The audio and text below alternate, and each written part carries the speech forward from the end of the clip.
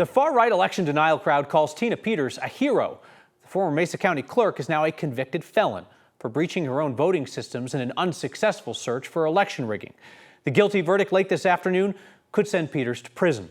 Politics guy Marshall Zellinger joins us from Grand Junction, where Marshall, jurors made pretty quick work of convicting the former county clerk, who's become a bit of a star among election conspiracy theorists.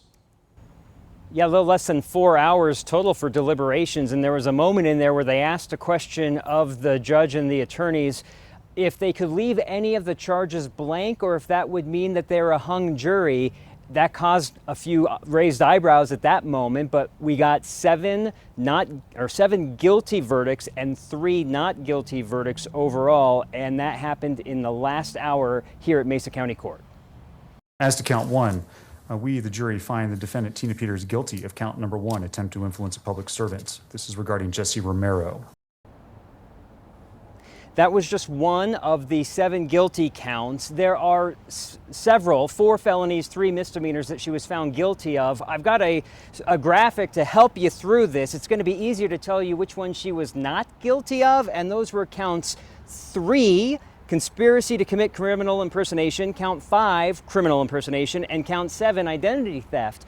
Those were around that gentleman, Gerald Wood, who got the ID that allowed someone else to go inside this trusted build with the election equipment that gave access to someone who shouldn't have had access. It seems the jury didn't believe that this guy really had nothing to do with that. Tina Peters found guilty of the other counts, and as she left court, this is what I got a chance to ask her.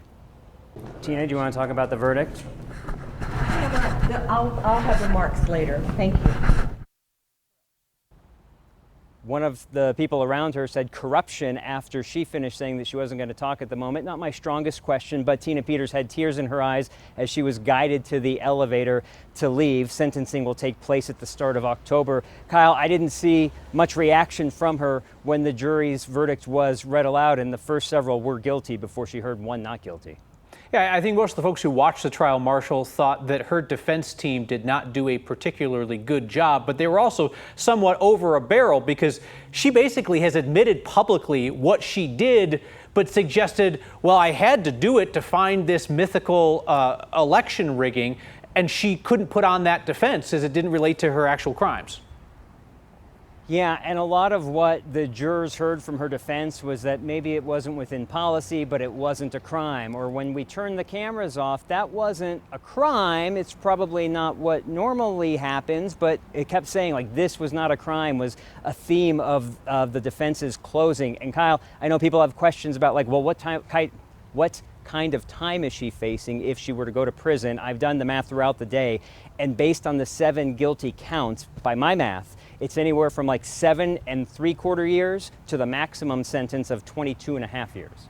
And certainly no previous record, but somebody who was unrepentant about what she did. We'll see how the judge takes that all into consideration for sentencing in October. Marshall Zellinger, thank you very much.